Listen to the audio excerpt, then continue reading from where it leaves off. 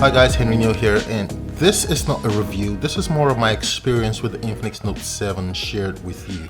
And in turn, you get to experience the Note 7 for yourself and determine if it's the best smartphone for you or not.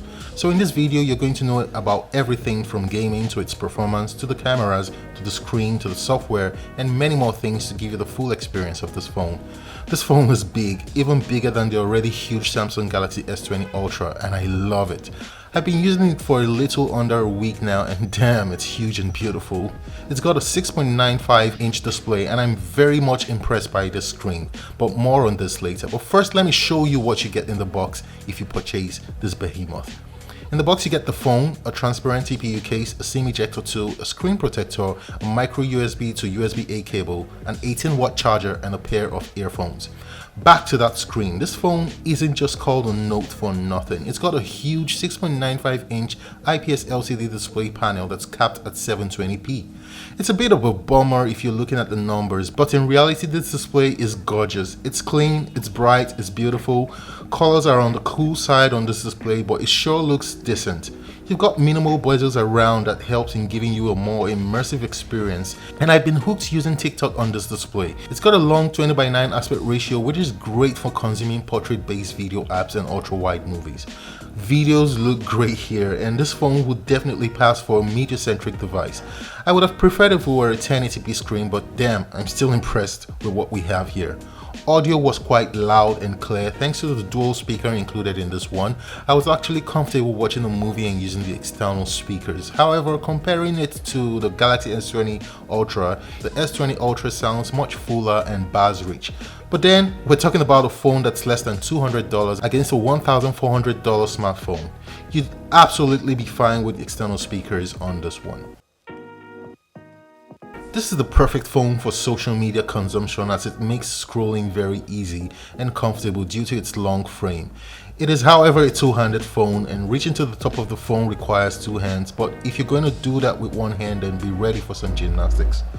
This phone is thin, and compared with the Galaxy S20 Ultra, the Infinix Note 7 is lighter by 16 grams, and they're about the same thickness, which makes this phone quite easy to handle. And talking about being easy to handle, the back of the Note 7 is made from plastic, while the screen is protected by Gorilla Glass. I'm not quite sure which one of the Gorilla Glasses though.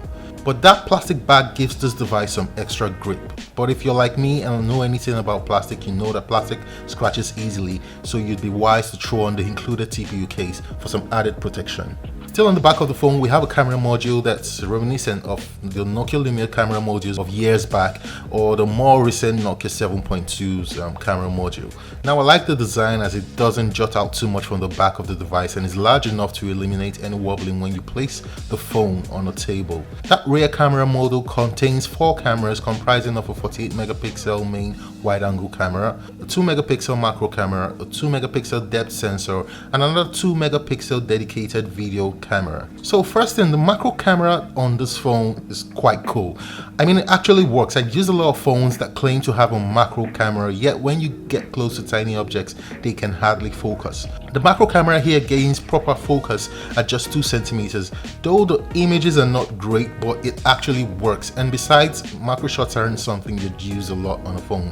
Now let's talk about the 48 megapixel main camera. I'm very impressed. Seeing that this phone isn't even marketed as a camera-centered phone, it still takes very decent pictures. I went around and took some shots and was very impressed with the results, at least on the phone's screen.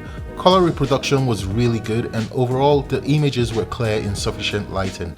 I also took a direct picture of the sky, and I was actually surprised that this camera handled it quite well. Dynamic range wasn't great, but it wasn't bad at all in my opinion. I also made a video with a rear camera, and you can see for yourself how it performed. From the Infinix Note 7. I'm doing this in an elevator, so sorry for the interruptions.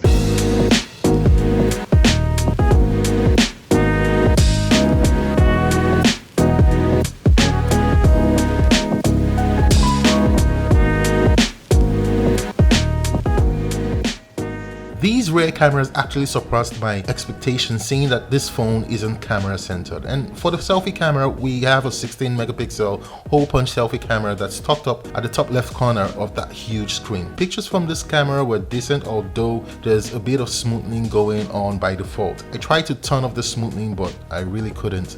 I'd like to believe that Infinix will work on this in future updates. Selfie shots were good and color reproduction was quite nice, but as I said, some smoothing and graininess can be seen in the selfie photos that I took. This may be isolated to my unit, I don't know, but overall the photos were decent. So this is a sample video taken with the front-facing camera on the Infinix Note 7. You guys let me know what it looks like. I'm actually backing a lot of light now, and you can just see how it is struggling to handle the dynamic range there. But let me know overall what the video looks like. You also get extra features in the camera here like AR shots, beauty mode, wide selfie, and super night mode. Video recording using the front and rear cameras on this phone is capped at 1080p at 30 frames per second. You should also know that the dedicated 2 megapixel video camera is only available in the 128GB storage and 6GB RAM version of the Infinix Note 7. So overall, I will score the cameras on the Infinix Note 7 7 out of 10. Let's talk about the performance and the specifications. Before I give you my thoughts on performance, allow me read out the specifications of this phone. I have the forest green Infinix Note 7 here that looks quite stunning, and my unit comes with 128GB internal storage, 6GB of RAM. It sports a 5000 mAh battery. It also sports an octa-core MediaTek Helio G70 processor, and it's using a Mali G52 GPU. This phone supports dual speakers at the top and bottom of the phone. It's also got a side-mounted fingerprint reader which opens the phone in just a second. It's a 4G phone and also comes with all the necessary sensors and connectivity that you need. This phone, however, has no wireless charging and is not water resistant. These are features you'd find in more expensive phones. So how does the Note 7 perform? I actually downloaded 4 3D titles to try out on this phone, and to keep it short, it handled all the games like a champ. I played Call of Duty, Sniper 3D, UFC Fighting, and Johnny Trigger, and I never experienced any lag in any of these games. The Helio G70 and Mali G52 handled gaming on this phone like a champ. The phone got warm after about an hour of gameplay, but that's to be expected. App performance on this phone was also good. Apps opened quickly and was smooth in day-to-day use. The one downside and complaint I have with the performance of this phone has to do with the overall software optimization. There are noticeable frame drops when using the phone, switching apps, and just navigating all around the phone. And I think this has to do more with Infinix's XOS 6.1. So the Note 7 runs on Android 10 with Infinix SOS 6.1 skin over Android, and I don't like the skin and I don't hate it either. I just hope it gets cleaned up and made lighter. I like the icons, however.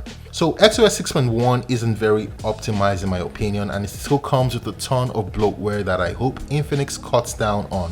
I mean, there's just way too much. I had to turn off a lot of features and disable quite a number of apps to get the device to where I like it. This version of XOS comes with a system-wide dark mode and also has Android 10's gesture navigation support, and they both work quite well on this phone. On if this phone will be updated to Android 11, well, I wouldn't get my hopes up on this one. I don't think Infinix has the resource to do that. But phone calls on the Note 7 sound very clear, and using the speaker to receive calls was also very clear and quite loud. Now, in conclusion, is the Infinix Note 7 worth it? Well, my answer is yes. I think it's a well-built phone, and if you're looking for an affordable big phone that should serve you well for about a year and a half, then you should definitely take a look at the Note 7.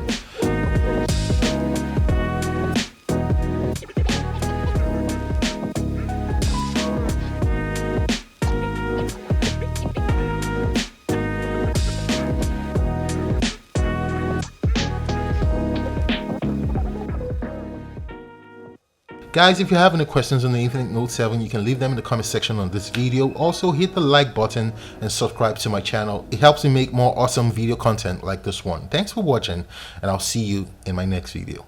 Cheers.